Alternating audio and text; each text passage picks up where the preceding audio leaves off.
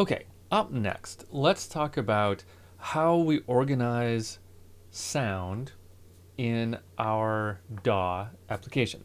Now, throughout this whole section, I'm going to be using Ableton Live, but you're welcome to use whatever you want.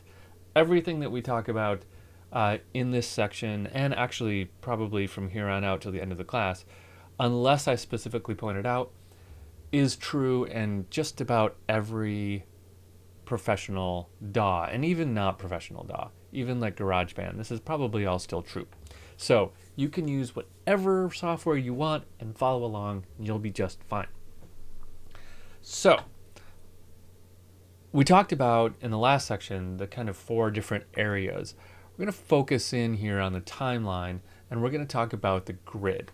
Okay? Every program works on kind of a grid system. So let me just throw something in here. I'm just going to grab a little clip. Let me find like a drum beat. Sure.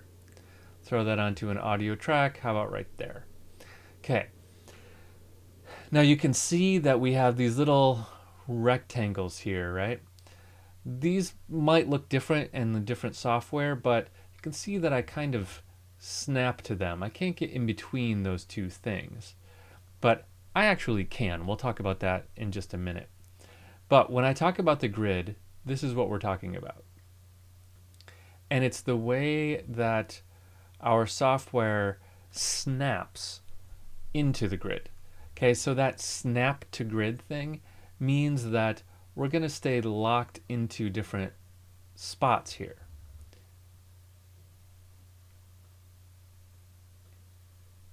Now, this is generally good.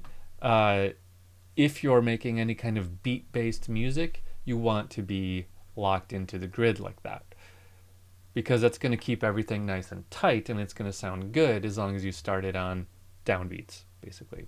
More on that in a minute.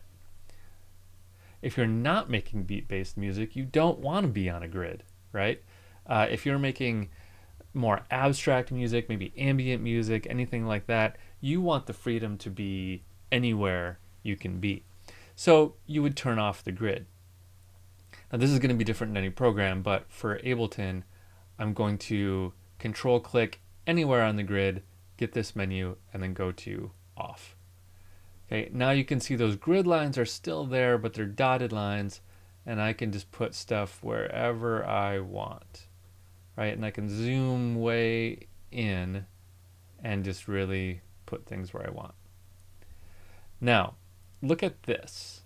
This is one of the biggest problems that people do when they're just getting started out, and that is they think they're on the grid. If they're not snapping to the grid, they might do something like this, where sure looks like I'm on the grid right there at that 20, right?